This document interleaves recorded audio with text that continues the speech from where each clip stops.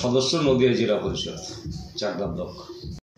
যে প্রকল্পগুলো, হ্যাঁ, মমতা বন্দ্যোপাধ্যায় এইরকম একজন নেত্রী, বাংলার মুখ্যমন্ত্রী, যার প্রকল্প, যার উন্নয়ন, মমতা বন্দ্যোপাধ্যায়ের মস্তিষ্ক প্রসূত যেই পরিকল্পনাগুলো আছে, এই পরিকল্পনাগুলো বা এই প্রকল্পগুলো পৌঁছায়নি এরকম গ্রাম খুঁজে পাওয়া যাবে না।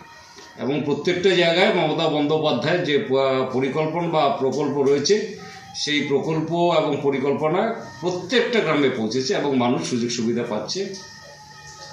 ভোটটা দেন, কি বলবেন মহিলাদের যেভাবে অসম্মান? হ্যাঁ, দেখুন, শুভেন্দু অধিকারী সম্বন্ধে কথা বেশি না বললেই ভালো। ওনার আমি মনে করি ভালো ট্রিটমেন্টের এই মুহূর্তে উনি যেভাবে বলে বেড়াচ্ছেন, ভারতীয় জনতা পার্টির কাছে গ্রহণযোগ্যতা অর্জন করতে গিয়ে দেখা যাচ্ছে যে নিজের যেইটুকু বলার এখতিয়ার তার বাইরে বলতে চাইছে, এই কারণেই যাতে ভারতীয় জনতা পার্টির কাছে আরেকটু কাছের হওয়া যায়। মমতা বন্দ্যোপাধ্যায় শুধু নয়, বাংলার মহিলাদের যেভাবে অপমান করছেন শুভেন্দু অধিকারী যেভাবে সাধারণ মানুষকে ধর্মের নামে, আজকে আমাদের ভাবতে হবে যে ধর্ম নিয়ে যে ভারতীয় জনতা পার্টি যে বিদ্বেষ তৈরি করেছে এবং শুভেন্দু অধিকারী যেভাবে নিজেকে সনাতনী বলছে, তার কাছ থেকে যদি আমাদের সনাতন ধর্ম শিখতে হয়, এর থেকে বাংলার মানুষ সচেতন মানুষ, শুভবুদ্ধি সম্পন্ন মানুষ, বাংলার মানুষ কিন্তু ভারতীয় জনতা পার্টিকে 2021-ও প্রত্যাখ্যান করেছে,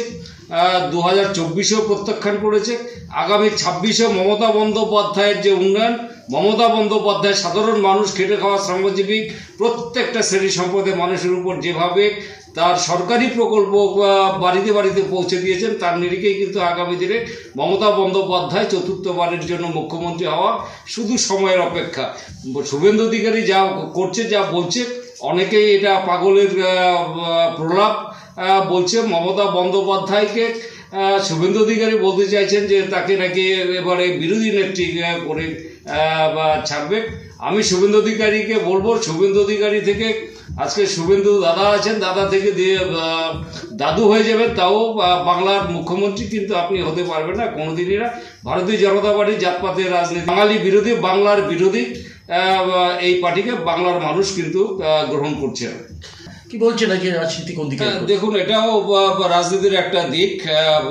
আমাদের ভাবতে এটা ভালো লাগে, যে অবাক লাগছে যে অভিষেক বন্দ্যোপাধ্যায়, মমতা বন্দ্যোপাধ্যায় বা তৃণমূল কংগ্রেস, যে ভারতীয় জনতা পার্টির অমিত শাহ, নরেন্দ্র মোদী থেকে শুরু করে, শুভেন্দু অধিকারী থেকে শুরু করে, যারা জয় শ্রীরাম ছাড়া অন্য কোনো স্লোগান দিত না, তাও সেই জয় শ্রীরাম মানে ক্রোধের সঙ্গে, মানে ভক্তি সহকারে জয় শ্রীরাম না, জয় শ্রীরাম আমাদেরও, আমরা হিন্দু সম্প্রদায়ের মানুষ, আর যারা হিন্দু সম্প্রদায়ের মানুষ প্রত্যেকের কাছে শ্রীরাম প্রভু ভগবানের মতোই, এবং তাকে সেভাবেই আমরা সবাই দেখি। কিন্তু ওরা যেভাবে স্লোগান দিত, এবং এখন দেখা যাচ্ছে নরেন্দ্র মোদী এসে জয় মা কালী, জয় মা দুর্গা বলছে।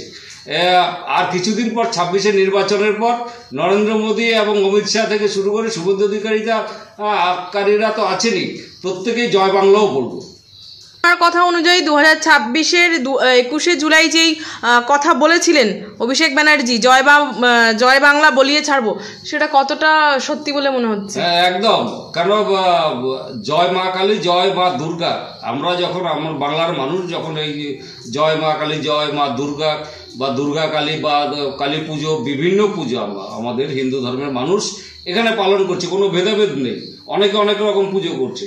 কিন্তু দেখা যাচ্ছে ওরা এইগুলোকে দুর্গা পুজো হয় না, কালী পুজো হয় না, কিন্তু ভোট আসলেই এখন আবার সুর পাল্টে জয় শ্রীরাম থেকে জয় শ্রীরামের না উচ্চারণ কিন্তু এবার সবাই নরেন্দ্র মোদী নাই, জয় মা কালী, জয় মা দুর্গা বলতে হচ্ছে। ঠেলায় না পড়লে বিড়াল গাছে ওঠে না, নরেন্দ্র মোদীকে দেখে কিন্তু সেটা বোঝা যাচ্ছে। আগামী দিনে কিন্তু এরা জয় বাংলাও বলবে, এটা আমার দৃঢ় বিশ্বাস। তার আর ভোটের রাজনীতি করতে হবে, বাংলার মানুষের সেন্টিমেন্টে আঘাত দিয়ে বাংলার মানুষকে বঞ্চিত করে, বাংলার মানুষের যে ন্যায্য পাওনা, সেই পাওনা থেকে বঞ্চিত করে রাজ্যটাকে পিছিয়ে দেওয়ার যে পরিকল্পনা নিয়েছে মমতা বন্দ্যোপাধ্যায় শক্ত হাতে, সেই রাজ্যের যে ভিত্তি স্থাপন করেছে, এবং মমতা বন্দ্যোপাধ্যায়ের জনপ্রিয়তা, মমতা বন্দ্যোপাধ্যায়ের গ্রহণযোগ্যতা, মমতা বন্দ্যোপাধ্যায়ের সাধারণ মানুষের যে কাজ করার প্রেরণা, সাধারণ মানুষ কিন্তু মমতা বন্দ্যোপাধ্যায়ের পাশে আছে 2026-এ, সেটা আরও একবার প্রমাণ হবে। 2026-এর ভোটের আগে এবার এনআরসি সিএ নিয়ে আবার সরব হয়েছে কেন্দ্র। কি বলবেন, আপনার এখানকার মানুষদের কতটা ভয়ভীত এবং মানুষ কতটা দ্বারস্থ বোধ করছেন?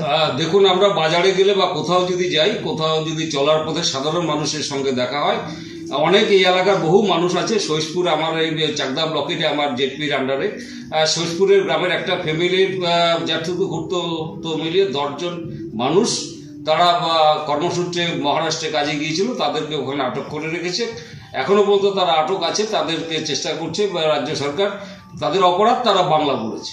এই যে বাংলা বিদ্বেষী একটা কেন্দ্রে একটা সরকার রয়েছে এবং সাধারণ মানুষ কিন্তু ভীত সন্ত্রস্ত যে 8ই আগস্ট থেকে আবার বিএলওরা বাড়ি বাড়ি যাবে, ডোর টু ডোর যাবে, ভোটার স্ক্রুটিনি করবে। আমার কথা হচ্ছে, যারা বাংলাদেশি তারা বাতিল হোক, বিদেশিরা আমার দেশের ভোটার থাকবে, এটা আমরা কেউই চাই না। কিন্তু বাংলার মানুষকে প্রমাণ দিতে হবে যে আমার ভোটার কার্ড যেরকম আছে, আমার বাবা মা প্রয়াত হয়েছেন, আমার বাবারও কিন্তু কাগজপত্র সাবমিট করতে হবে। কজন পারবে? এই জায়গাটা সাধারণ মানুষ, এলাকার মানুষ, আমরা গ্রাম বাংলার মানুষ, তারা কিন্তু ভীত সন্ত্রস্ত এবং এটাতেই ভারতীয় জনতা পার্টি আরও 2026 সালে দুটো সংখ্যার ডিজিটে পৌঁছবে কিনা সন্দেহ আছে। কি উপহার তুলে দেবেন আপনাদের এই এরিয়া থেকে? দেখুন, আমরা প্রত্যেকেই সংঘবদ্ধ এবং ঐক্যবদ্ধ। আমরা চাকদা বিধানসভা, হরিণঘাটা বিধানসভা এবং রানাঘাট দক্ষিণ জেলার অন্তর্গত আমরা পড়েছি। আমরা প্রত্যেক কর্মী, নতুন পুরনো ভেদাভেদ নেই, আমরা সবাই তৃণমূল কংগ্রেসের পরিবারের সদস্য, তৃণমূল কংগ্রেসের লোক। আমরা আপ্রাণ এবং উজাড় করে দেব মমতা বন্দ্যোপাধ্যায়ের জন্য, যাতে আমাদের বিধানসভার যে সিটগুলো রয়েছে, অধিকাংশ সিট যাতে আমরা এককভাবে জয়লাভ করে মমতা বন্দ্যোপাধ্যায়ের হাতকে শক্ত করতে পারি এবং মমতা বন্দ্যোপাধ্যায়ের উন্নয়ন যাতে আরো বেশি করে করতে পারি। অসংখ্য ধন্যবাদ।